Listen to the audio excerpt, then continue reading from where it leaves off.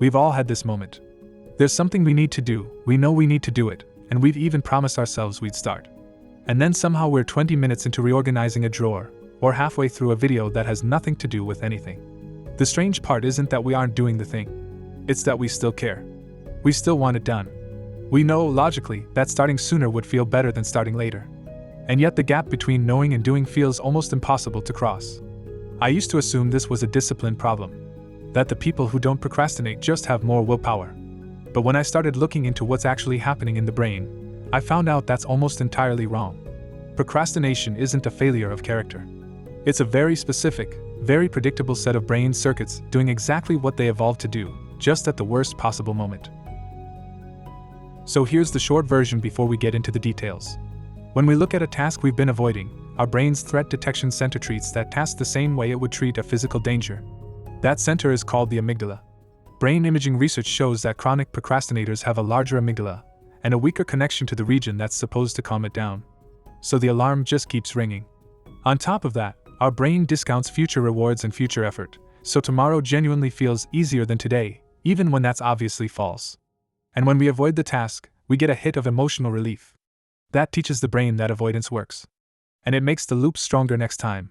Procrastination, in other words, isn't a time management problem. It's an emotion management problem. And the interventions that actually work look nothing like try harder. They look like self-compassion, environment redesign, and breaking the task into something your amygdala doesn't recognize as a threat. Let's start with the amygdala. It's a small pair of almond-shaped structures deep in the brain, and its main job is threat detection. For most of human history, threats were physical. A predator moving in the grass. A rival group approaching the camp. The amygdala's job was to see those signals fast, and flip the body into alert mode before the thinking parts of the brain had even caught up. The problem is that our brains haven't updated the list of what counts as a threat. So a tax return, an email we've been avoiding, or a difficult conversation can trigger the same circuit that used to fire for predators.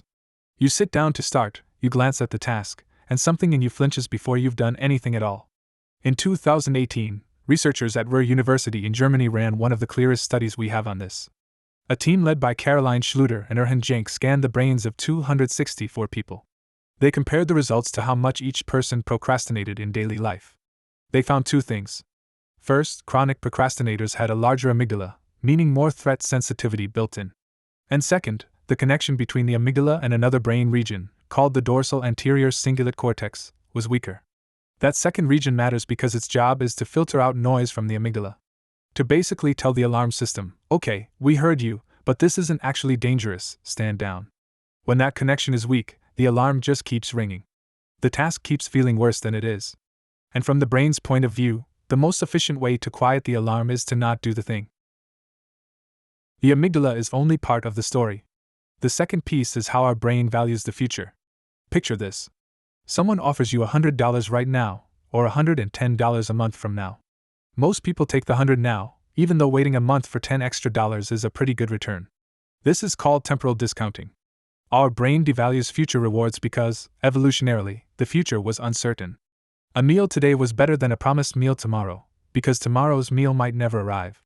That same circuit is running when you look at a task you could do now, versus a task you could do tomorrow. The reward of finishing, that feeling of relief and competence, feels much less real when it's a day away compared to when it's right in front of you. So the brain picks the more immediate reward, which, in most cases, is whatever feels easier in this exact moment. In 2022, Raphael Le Bouc and Matthias Pessiglione at Sorbonne University in Paris published a study in Nature Communications. They ran brain scans while people chose between doing tasks sooner or later. And they found something that changes the picture. It's not just future rewards that get discounted. Future effort gets discounted too. What that means, concretely, is that doing something tomorrow genuinely feels like it will require less effort than doing it now. Even when that's objectively untrue. The dorsomedial prefrontal cortex signals how hard something will be. And that signal dampens the further out the task sits. So tomorrow you, in your imagination, is somehow a stronger, calmer, more focused version of yourself. But as any of us can confirm from experience, tomorrow you shows up and it's just you. Same brain. Same resistance. Same everything. A 2024 study out of New York University confirmed this in real-world conditions. Peyuan Zhang and Wei Jima tracked how people distributed their work over time. Not just whether they finished on the deadline, but the full shape of when the work actually happened. People with steeper temporal discounting didn't just delay more. They backloaded their entire workload, which is exactly the pattern this model predicts. The amygdala alarm and temporal discounting explain a lot. But they don't explain why procrastination feels the way it does.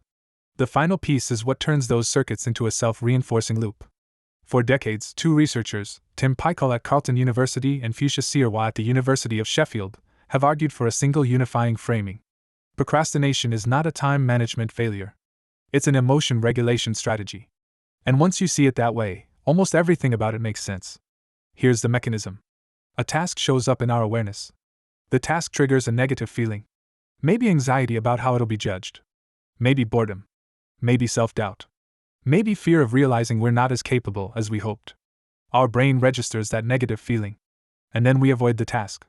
And in the second we avoid it, the negative feeling immediately starts to lift. We get a small dose of relief. The problem is that the brain is a pattern learning machine.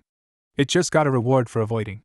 Which means the next time that task, or one like it, shows up, the avoidance response is a little more automatic, a little stronger. We didn't decide to build a procrastination habit. Our own reward system built it, cycle by cycle, because every round of avoidance paid off emotionally in the short term. A 2016 brain imaging study published in Scientific Reports added supporting evidence. Led by Chan and colleagues, it looked at brain activity at rest not during any specific task. They found that in procrastinators, one specific brain region shows elevated baseline activity. It's called the ventromedial prefrontal cortex. And it's the region most involved in self-referential emotional processing. When that region dominates our task-related decisions, the brain prioritizes how something feels right now, not what it'll mean in 3 weeks. Sirois, in 2013, added one more piece that's easy to miss.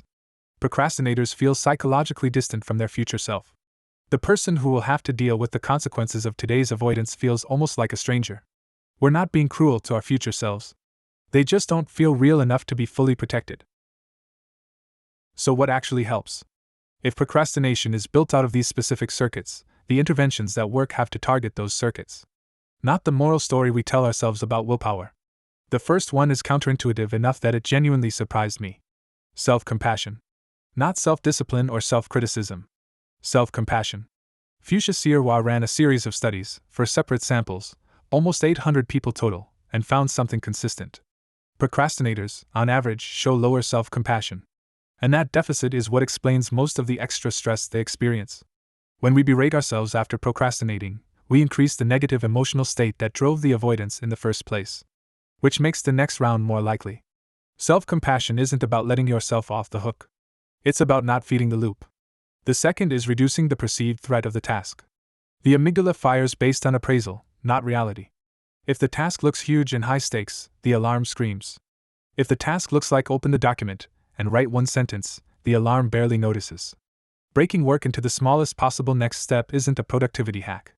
It's a way of making sure your threat detection system doesn't have anything to grab onto. The third is making the future feel more real. Because temporal discounting is driven by how psychologically distant the future feels, anything that brings the future closer reduces procrastination.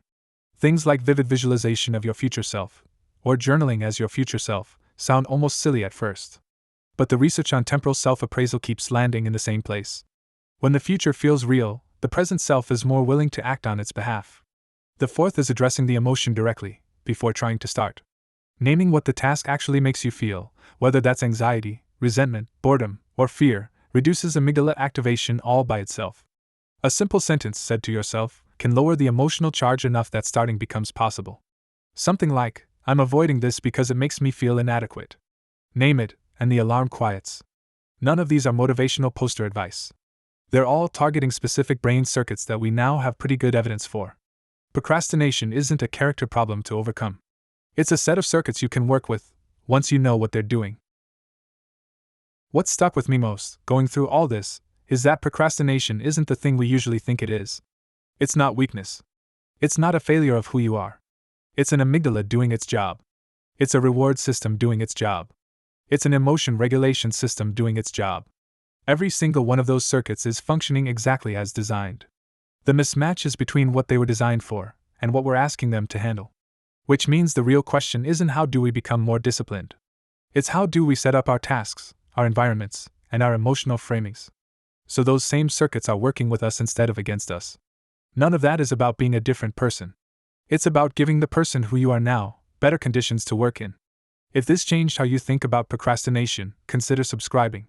We break down one of these questions every week, and all the research sources are linked in the description below.